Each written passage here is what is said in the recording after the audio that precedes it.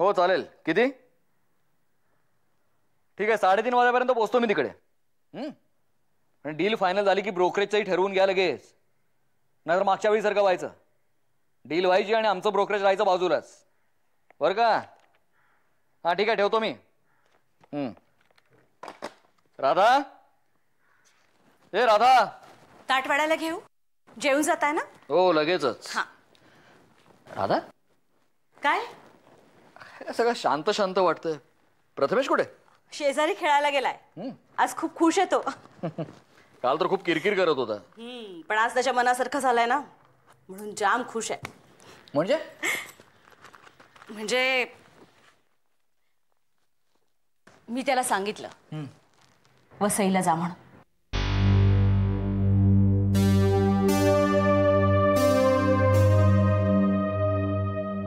मी नको म्हणालो होतो ना. माहितीये मला, तरीही हे बघा, मला माहिती आहे आत्ताची आपली परिस्थिती खूप कठीण आहे, आपल्याला खूप प्रॉब्लेम्स आहेत. पण मला सांगा, त्याच्याशी प्रथमेशचा काय संबंध? लहान आहे तो, हेच तर त्याचं वय आहे. हसण्याचं, खेळण्याचं, फिरण्याचं, मस्ती करण्याचं, हट्ट करण्याचं. आणि त्याचा हट्ट आपण नाही पुरवणार तर कोण पुरवणार सांगा ना. पण हे बघा, प्लीज माझं ऐका. मी त्याला हो म्हणून सांगितलं ना, तेव्हा इतका खुश झाला तो. त्याच्या चेहऱ्यावरचा तो आनंद पाहिला आणि एका क्षणात मी आपले सगळे प्रॉब्लेम्स विसरून गेले.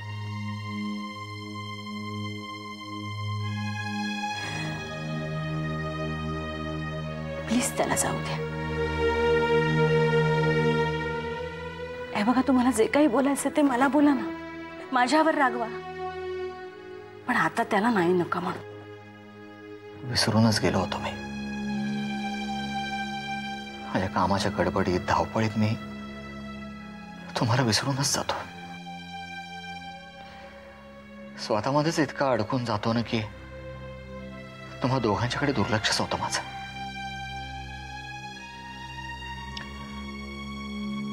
राधा, तू जाऊन त्याला सांग बाबाही हो म्हणालेत म्हणून.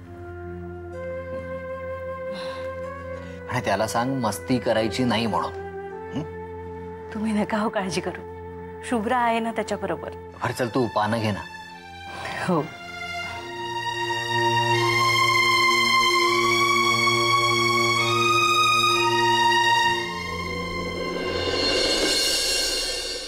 एखाद्या गोष्टीची किंवा एखाद्या व्यक्तीची सतत भीती वाटत राहणे आणि त्या व्यक्तीकडून आपल्या जीवाला धोका आहे असं सतत वाटत राहणे, ही सगळी पॅरानॉयाची लक्षणं आहेत. यू मीन माझ्या मम्माच्या डोक्यावर परिणाम झालाय? आता कसं आहे सुलेखा, डोक्यावर परिणाम ही अगदी चुकीची टर्म आहे. आपल्या प्रत्येकाच्या डोक्यावर आपल्या आजूबाजूला घडणाऱ्या गोष्टींचा परिणाम होतच असतो. काही गोष्टींचा परिणाम हा फिकट असतो, तो पुसला जातो. पण काही गोष्टी खोलवर परिणाम करतात. आपल्या सरासर विचार करण्याच्या क्षमतेला सुद्धा धक्का पोहोचवतात. तुझ्या आईच्या बाबतीत सुद्धा असंच काहीतरी घडलेलं आहे. ती गोष्ट कुठली असू शकते हे आधी तपासायला हवं आणि मग त्याच्यावर कुठला इलाज केला जाईल ते ठरवूया. काही दिवसांपूर्वी माझं ठरलेलं लग्न मोडलं. म्हणजे तो मुलगा दुसऱ्याच कुठल्या मुलीशी लग्न करून आला, कोणालाही न कळवता. मला हा शॉक पचवता नाही आला. इनफॅक्ट त्या दिवसापासूनच ती अशी विचित्र. पण त्यामुळे तिने तुझ्याविषयी पॅरानॉइड व्हायचं काय कारण आहे? तुमच्या दोघींमध्ये काही नाही?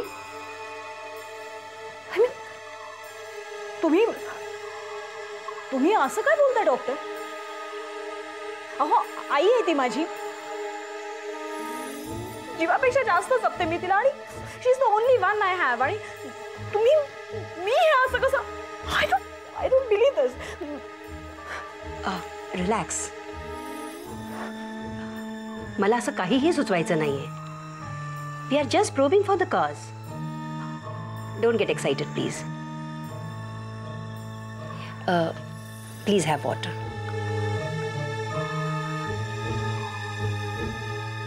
थँक्स.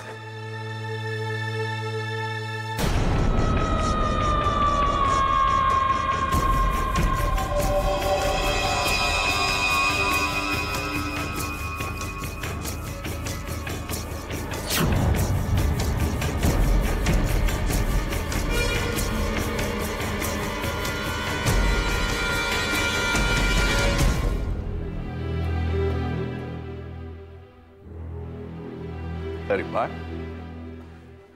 इथे का बसलायस? आज चल. नाही, राहू दे. अरे चल रे. नाही, नको.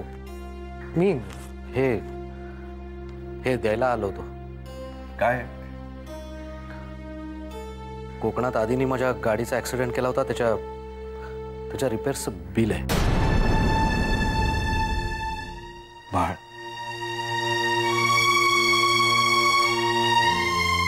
काही चुकीचं करतोय का मी? नाही, काहीही चुकीचं करत नाहीयेस तू. आमच्याकडून नुकसान झालंय तुझं, ते भरून द्यायलाच हवं. तुम्ही नाही, आधीनं.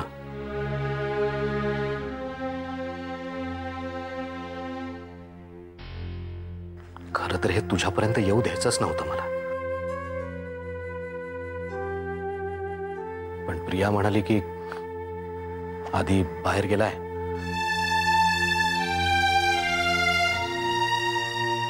पुन्हा इथे यायला कधी मिळेल माहित नाही. आधीला तू अजून माफ नाही केलंस.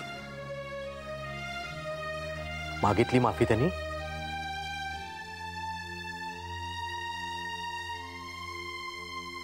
लग्न होऊन इतके दिवस झाले, एक फोन करावा असा वाटला त्याला मला.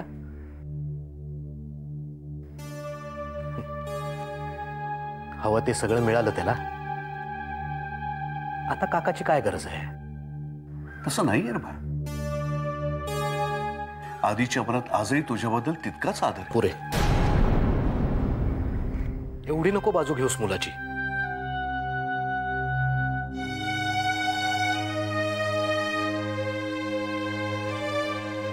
हे बघ, तुझ्याबद्दल मला काहीच म्हणायचं नाही. तुझ्याबद्दल कुठलीही अडी नाहीये माझ्या मनात. तू तर देव आहेस माझा.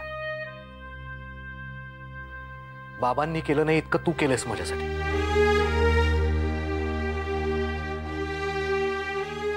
आज मी जो काही आहे तो फक्त तुझ्यामुळे.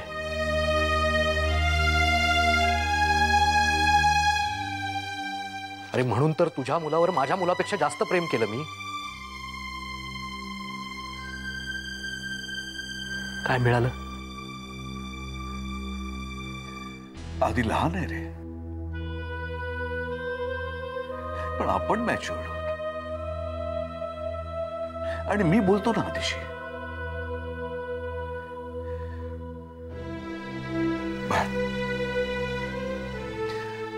सगळं काही पूर्वीसारखं होईल रे. अरे खरंच होईल.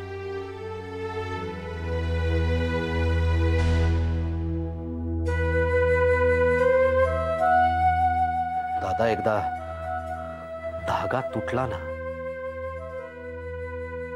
की तुटलाच. मग कितीही जोडायचा प्रयत्न केला तरी कुठे ना कुठे गाठ उरतेच.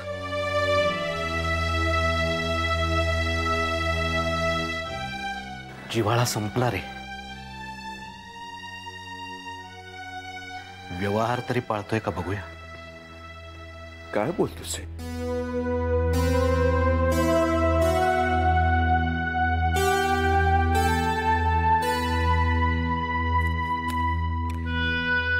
बाळ,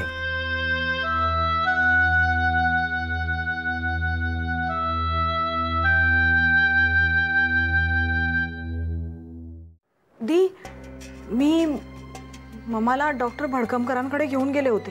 काय म्हणाले ते? डॉक्टर म्हणाले मम्मा इज पॅरानाइड. तिला लवकरात लवकर ऍडमिट करावं लागणार आहे ती.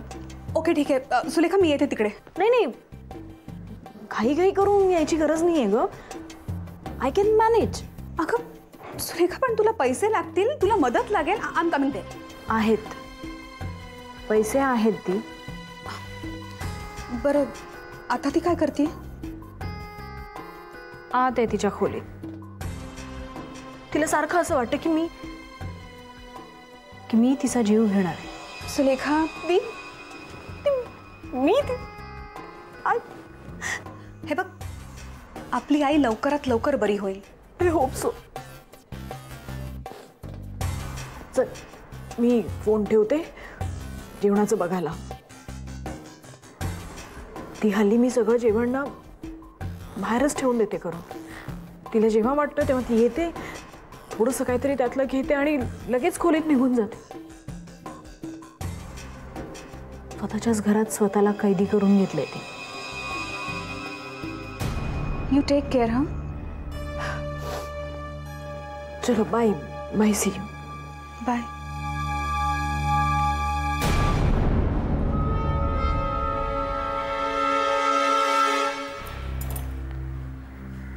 नको काळजी करूस, होईल सगळं व्यवस्थित. कंटाळा आलाय मला या वाक्याचा. विश्वासच उडालाय माझा. एक शब्द तर दुसरं येतं. बाळकाकाला दुखावलंय ना मी, त्यालाच काय अनेकांना दुखावलंय मी.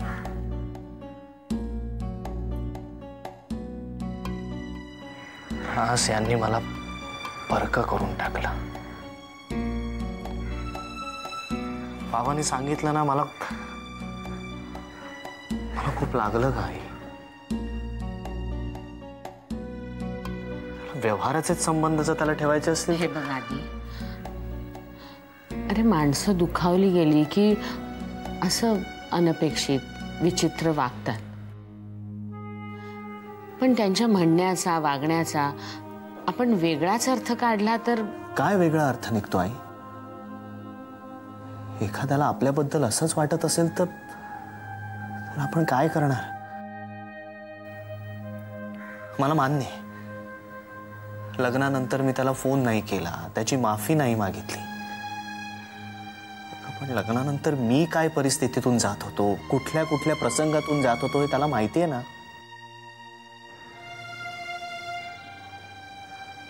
मला इतकंच माहिती आहे.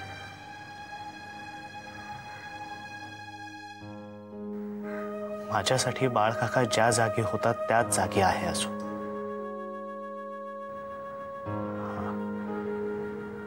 तर त्याच्यासाठी मी त्याच्या नजरेतून पडलोय कदाचित. पण आई, आपली माणसं इतक्या लवकर परकी होतात का ग?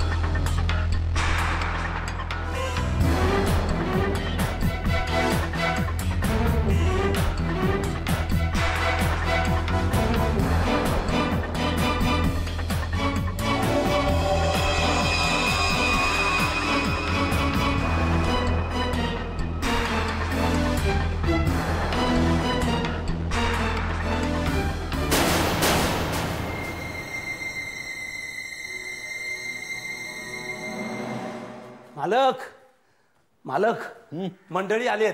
आली हो. अरे वा वा वा चला. अरे वा कोण आलंय बघा. अरे बापू सुद्धा आला का रे तुझा. ये ये ये आदिनाथ. शुभ्रा कशी आहेस बाळा. आम्ही दोघेही मस्त आहोत. तुम्ही कसे आहात आजोबा. मी पण उत्तम आहे. औक्षवंत व्हा.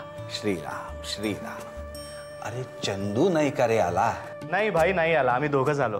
हो बर बर. मग प्रथमेशला बरं पाठवलं राधेनं. शुभ्रा बाईसाहेबांच्या देखरेखीखाली पाठवलंय. छान छान छान. अरे आधी चल विहिरीवर चल. पाणी काढून देतो. 2 तांबे अंगावर घेतलास ना तर तुला एकदम फ्रेश वाटेल इथे. चल. तुम्ही पाणी काढून देताय. अहो मी तर विचार करत होतो डायरेक्ट विहिरीत डाईव्हच मारायची. नको नको रे बाबा.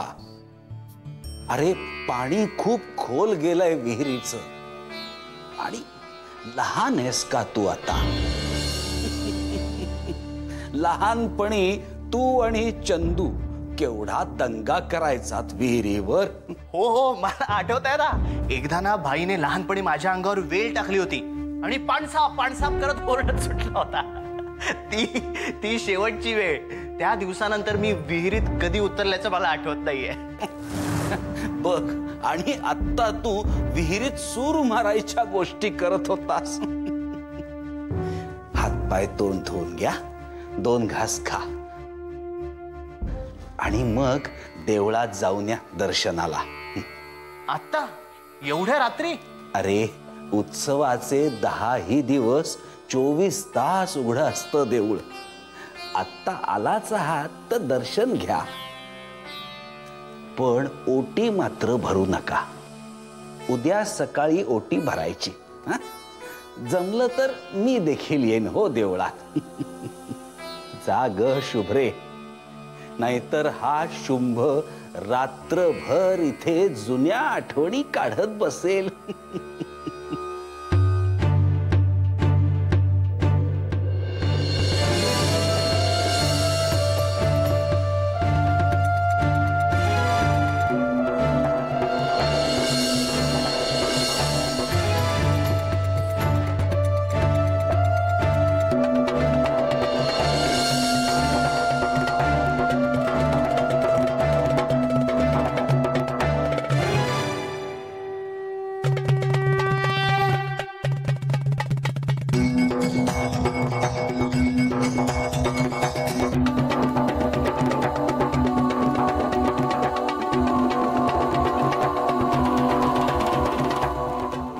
विदेशात पळून जातात आणि मग गावाकडच्या जुन्या आठवणी सतावतात. हो ना रे. विष्णू काका पाणी काढताय ना. इथे काय. चला चल रे प्रथमेश तू ही चल.